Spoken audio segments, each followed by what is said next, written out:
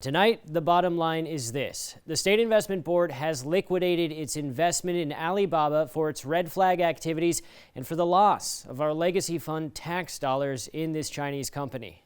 In our investigation, KX reported that Alibaba was the largest foreign holding in the Legacy Fund. In my interview with former Legacy Board Chair Keith Kempenick, he denied the Legacy Fund being invested in Alibaba. Well, like I said, yeah, there's Alibaba, Wahoo was another, and we weren't in any of those. And we reported that the State Investment Board actually increased its investment in Alibaba from nearly 14 to 20 million just last year. But this investment has now been entirely removed. In a recent briefing, KX News obtained an audio recording that the 11-member State Investment Board was informed by one of its out-of-state consultants, Axiom Investors, about controversies surrounding the company, including the fact that Alibaba was illegally collecting consumer data. The next data point was, regarding the illegal collection of consumer data by Alibaba.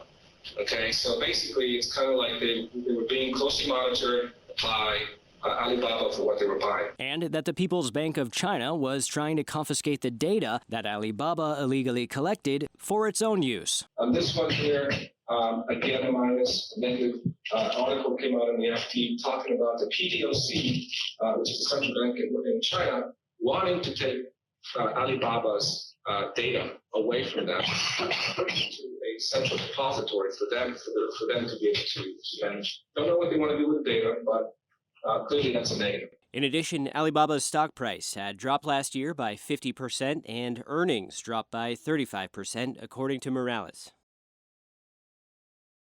KX News reported last week that the State Investment Board has liquidated a legacy fund investment in Alibaba. Alibaba is the controversial Chinese corporation and the largest fiscal year 2021 foreign holding in our $8 billion plus legacy fund. According to Jose Morales of Axiom Investors, who briefed the SIB on January 28th, Alibaba was illegally collecting consumer data, and the People's Bank of China was trying to take the data for its own use. Our investigation has uncovered yet another investment. In October of 2021, KX News filed a Freedom of Information Act open records request for the Legacy Fund fiscal year 2020-21 foreign holdings. Between June 30th, 2020 to June 30th, 2021, the Legacy Fund had nearly $1 million invested in the China National Offshore Oil Corporation, or CNOOC. The CNOOC has been sanctioned by the U.S. government for its ties to the Chinese military. President Trump and now President Biden have both placed the corporation on the official list of companies blacklisted by our government. The Commerce Secretary for the Trump administration said the CNOOC, quote, acts as a bully for the People's Liberation Army to intimidate China's neighbors. Here is Axiom consultant Jose Morales briefing the full State Investment Board during the January 28th board meeting. Any company that's working with the Chinese military, these are red flags, because what you want to avoid is, and again, it goes back to, it's not just finding companies that you want to invest in, it's what to really avoid. You don't want to wake up one day and these companies show up on the U.S. blacklist. To read the latest articles in our ongoing investigation into North Dakota's legacy fund, go to kxnet.com. The Russian invasion of Ukraine has put our ongoing investigation into the management of North Dakota's legacy fund front and center yet again. The legacy fund is invested in Russian government bonds that directly support Vladimir Putin's government. In October of 2021, KX News filed a Freedom of Information Act open records request for the Legacy Fund fiscal year 2020-2021 foreign holdings. Between June 30th, 2020 to June 30th, 2021, the Legacy Fund was invested in 4 Russian bonds, 3 holdings in the Russian Federation, and 1 in a subsidiary of the majority Russian state-owned gas company, Gazprom. As of 2019, GasCap SA is a subsidiary of JSC Gazprom, the Russian-owned gas giant. Gazprom was one of the largest natural gas companies in the world and dominated in Russia. Many North Dakota taxpayers may not be aware that their legacy fund dollars could be helping Vladimir Putin's government. KX News' Josh Meny asked Senator John Hoeven if he thinks North Dakota taxpayers would support their legacy fund dollars being invested in the Russian government and corporate bonds controlled by Putin's government. Clearly, we don't want to have investments, that would in any way help Russia, obviously, anything along those lines. So, but I'm not familiar with what's in there, but that would be my reaction off the top of my head. Okay, because I just pulled up the 2021 foreign holdings in the legacy fund, and there are 4 accounts. 3 are directly Russian Federation, and 1 is Gazprom, which is Russian energy, also controlled by the Russian Federation. Do we need to get out of those right now? Well, that would be, okay, first I would say maybe that's another way we can put pressure on Russia, right? Any way we can take steps like that to put pressure on Russia, we should do it. In today's meeting of the State Investment Board, we are not aware of even one member raising the subject about our tax dollars being invested in Russian bonds. In the coming days, we'll be asking the State Investment Board for comment about our legacy fund investments in Russia. Leading local tonight after KX News reported last week that the North Dakota Legacy Fund is invested in Russian holdings. There was an outpouring of North Dakotans on social media calling for the state to withdraw from all Russian assets. Over the weekend, North Dakota House Minority Leader Josh Boschee of Fargo shared KX News' article on Twitter, calling for the State Investment Board to withdraw from the Russian holdings.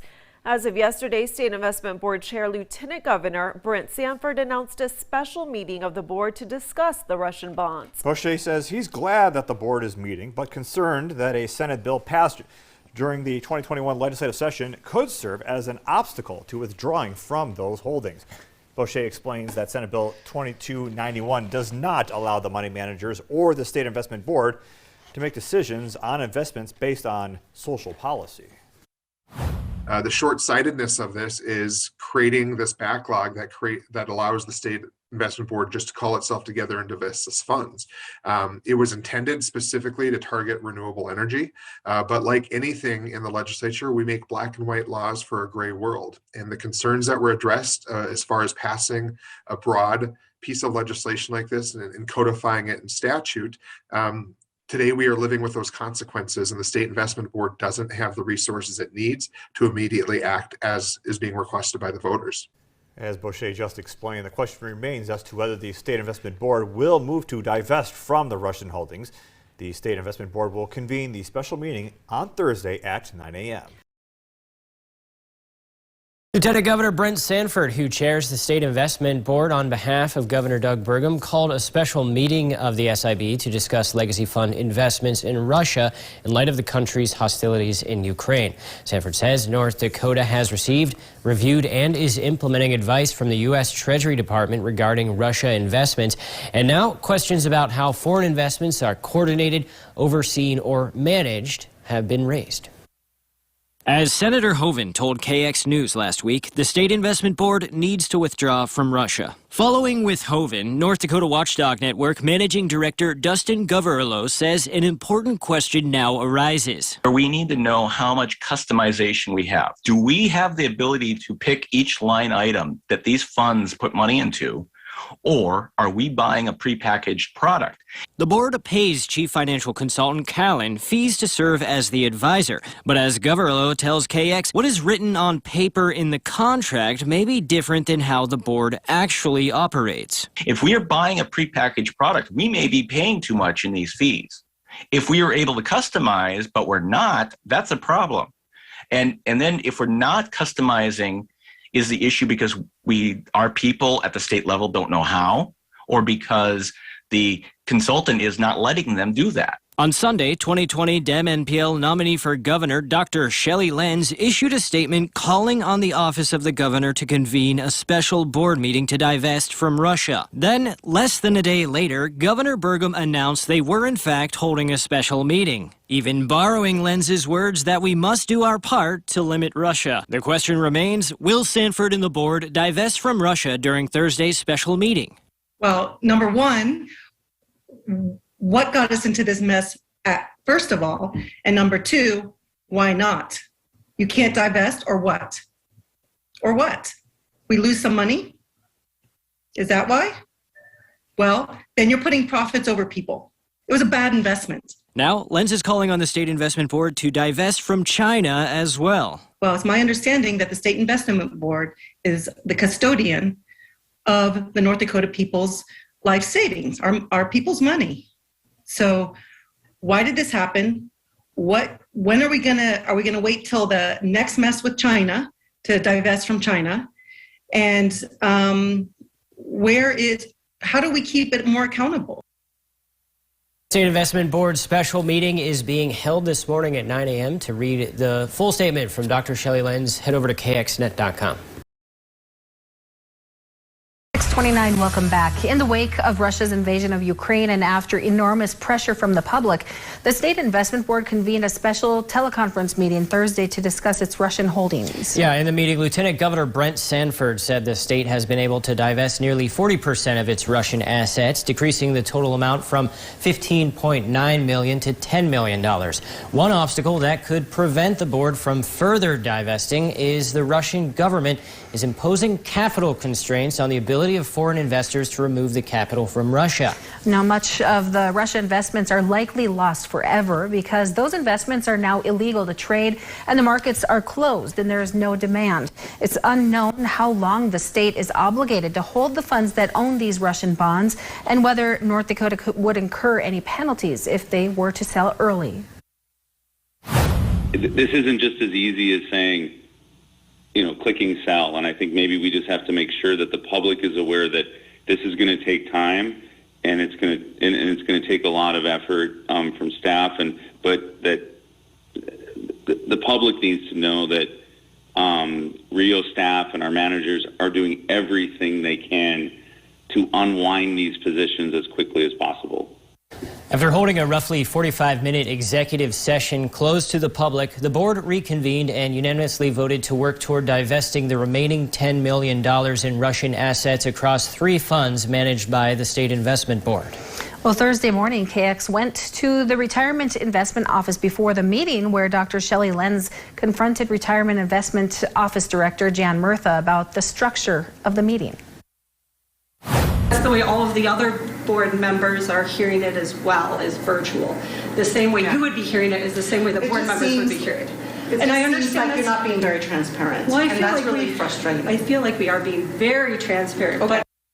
Jan Murtha says a minimum number of the board wanted to hold the meeting virtually, so they were allowed to provide the meeting virtually to the public. Lenz says the virtual nature of the meeting could be a barrier for some North Dakotans. The board also held an executive session that was closed off to virtual attendees. And while it was permitted under statute through the power of the Attorney General's office, Lenz says now is the time for transparency and not closed off meetings. This is our money. This is our sovereign wealth fund, and it's becoming clear that I don't think the State Investment Board knows what's going on. Have they been corrupted by outside Wall Street money managers, and they don't even know it? And now they're scrambling to figure out how to, not look bad.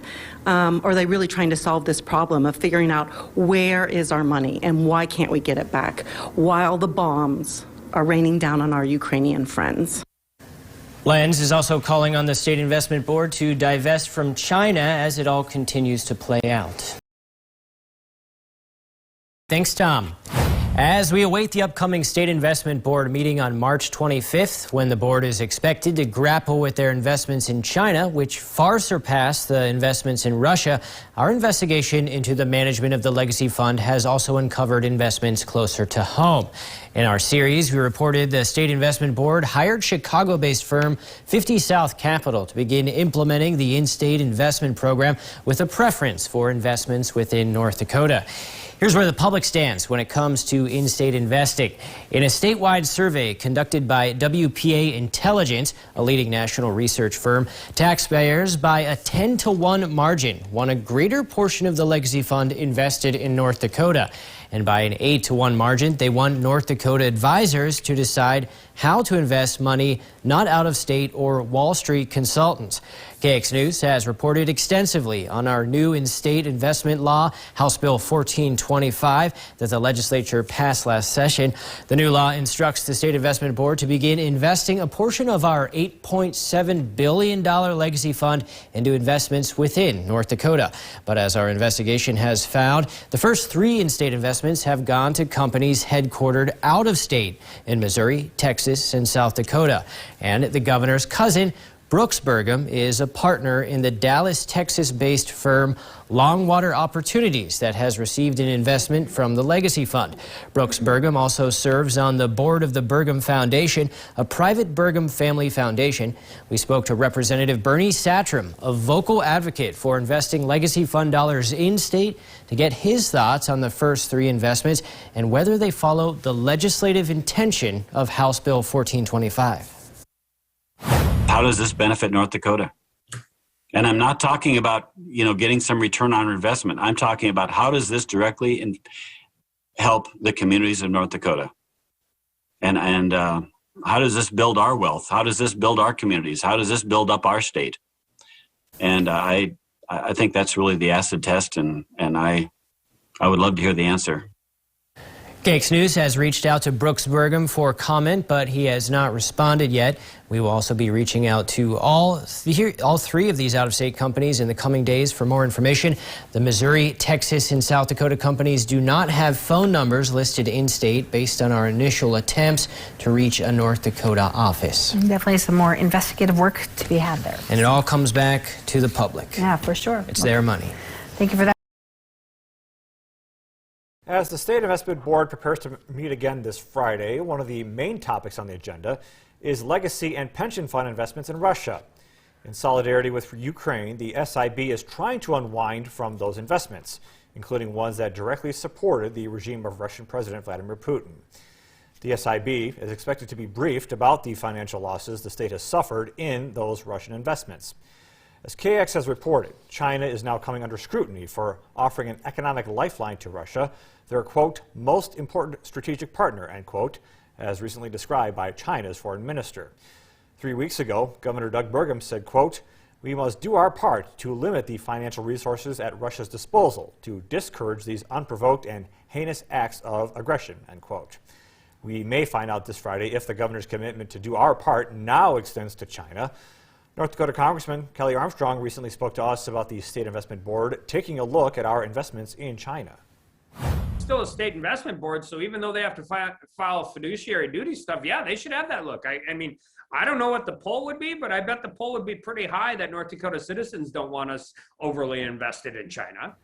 Congressman Armstrong is right. In a statewide survey conducted by WPA Intelligence, 63% of the more than 500 voters surveyed disapproved of investing even 20% of the legacy fund into foreign countries, including China, Russia, and Saudi Arabia. By a 10-1 margin, taxpayers want a greater portion of the legacy fund invested in North Dakota.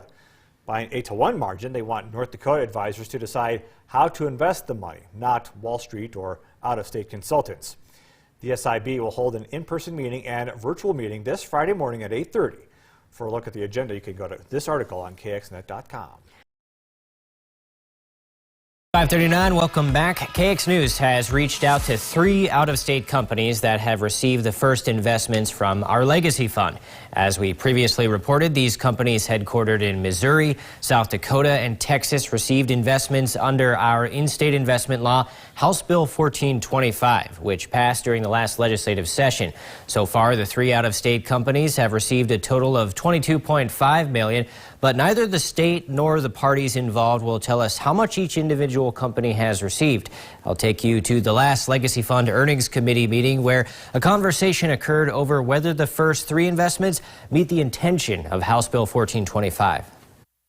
At the March 29th committee meeting, newly appointed CIO for the Retirement Investment Office, Scott Anderson, gave a presentation on the first 3 in-state investments, but it was paused due to a question from committee member Representative Craig Hedlund. Mr. Anderson, is it my understanding that these 3 companies, none of which are actually headquartered in North Dakota, is that correct? Or 50 South has a representative in North Dakota, and then these companies are, planning to invest in properties in North Dakota. However, as of today, all three companies, Lewis & Clark Agri-Food, Homegrown Capital, and Longwater Opportunities, are declining to provide us with more information. They have not responded to our questions regarding how much money they have received or if the money will ever be invested in North Dakota. House Minority Leader Joshua Boschee sits on the Legacy Fund Earnings Committee. I talked with him that day. Much of the discussion has been about the capital funds that have gotten the initial investment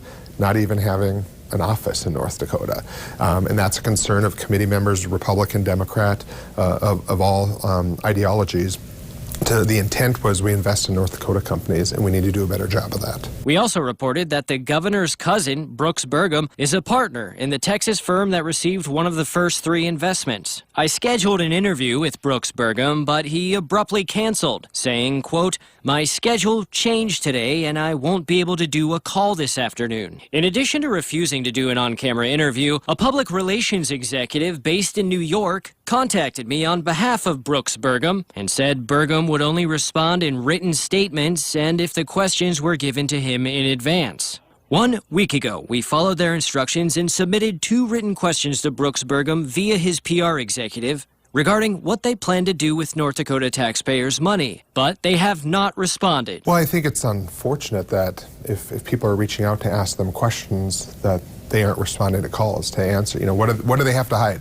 What don't they want us to know? And I think that a lot of North Dakotans are asking the same question. But there's no question how the majority of North Dakotans want their legacy tax dollars managed. In a statewide survey conducted by WPA Intelligence, a leading national research firm, taxpayers by a 10-to-1 margin want a greater portion of the legacy fund invested in North Dakota. And by an 8-to-1 margin, they want North Dakota advisors to decide how to invest the money, not out-of-state Wall Street consultants. It's very clear that North Dakotans want to make sure that legacy fund investments are being taken care of here in North Dakota by North Dakotans. We reported early in our investigation into the legacy fund that the State Investment Board takes the position that the public does not have a right to know information it deems confidential financial information, even when it involves expenditures of our own tax dollars. While the State Investment Board continues to unwind its investments in Russia, KX News is taking a closer look at the investments of our tax dollars with the country providing economic aid to Russia, China. Leading local tonight, KX News recently filed another open records request for a list of foreign investments for our legacy fund, our pension funds, and the insurance fund. Josh Meny spoke to Fargo attorney Luke Heck, who was among the first to uncover many of the controversial foreign investments the State Investment Board was making with our tax dollars back in 2020. You may recall Luke Heck from early on in our investigation. He was responsible for obtaining and shining a spotlight on legacy fund foreign investments for fiscal year 2019-2020. We asked him to review the newest documents, and one Chinese company in particular caught Mr. Heck's attention.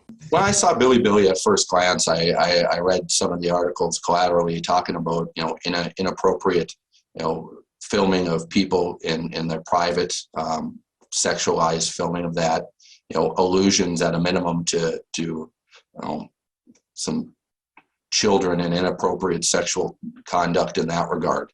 And it's like, why are we invested in this? The SIB has invested our tax dollars in the Chinese company Bilibili Inc. This online entertainment company has been under criticism for allowing pedophilic content on their website. These criticisms include the company streaming an anime video of a 34-year-old man purportedly molesting a 9-year-old female, and video streaming a gynecological surgery on a woman who was unaware of the procedure being filmed and live streamed on the company's site. It's a pretty dangerous game to be playing with those kind of allegations that are being lodged against Bilibili for their conduct with, pedophilic stuff and surreptitious intrusion type things. Tens of thousands of women have boycotted the service for what they say is out-of-control misogyny. The fact that it's not only the type of accusations, it's a foreign investment on top of that out of China that raises additional concerns, and it's just something that there's no reason why we should be invested in them at all in the first place.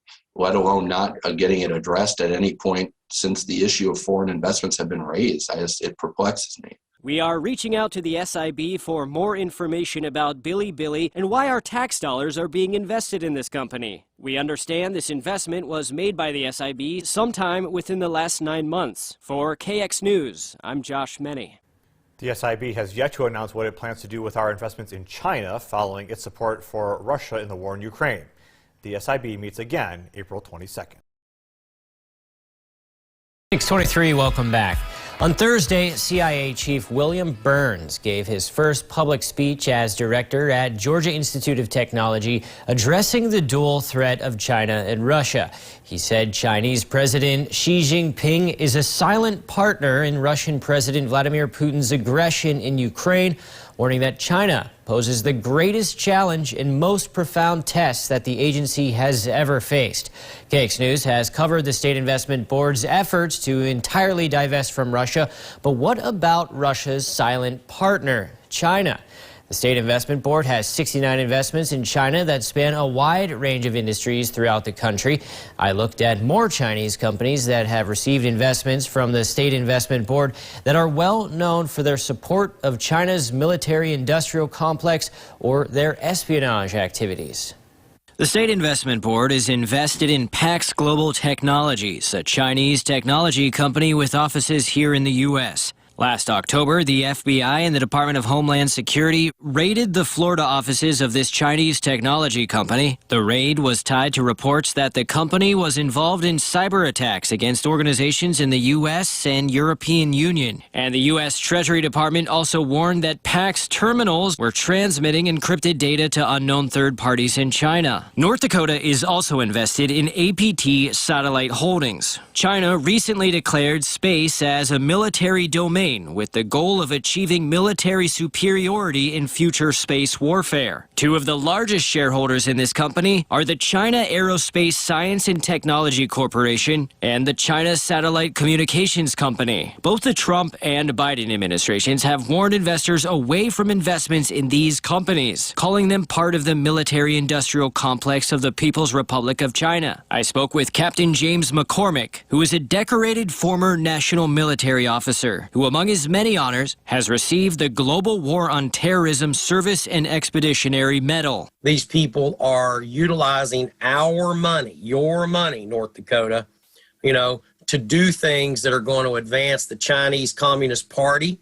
Okay, that's a fact, and also assisting potentially in this entire, back and forth conflict that we have with Russia right now. McCormick served in Desert Storm and the Iraq War and was awarded with a Silver Star, 3 Bronze Stars, and 3 Purple Hearts, among other combat decorations. Knowing, the heart of a lot of really fine North Dakotans that I served with in Iraq over a period of, many, many years, I can tell you that those veterans that have served this country and served it honorably are probably appalled by this. In addition to Pax Global Technologies and APT Satellite Holdings, the State Investment Board is invested in 3 Chinese technology giants, Baidu, Weibo, and Tencent, who have all been linked to the Communist Chinese Party for assisting with its espionage efforts, as well as the Chinese National Offshore Oil Corporation. The CNOOC has been sanctioned by the U.S. government for its ties to the Chinese military. Former President Donald Trump and now President Joe Biden have both placed the company on the official list of companies blacklisted by our government. I'm not the only one that knows this. There are people all embedded in this community of military, veteran, and national security folks that are looking at this going, what the heck's going on in North Dakota? Let's stop doing this. The SIB has yet to announce what it plans to do with our investments in China following its support for Russia in the war in Ukraine. The SIB meets again on April 22nd. And we're reaching out to the SIB for more information about why our tax dollars are being invested in these companies. A lot of work you're doing in this investigation. So we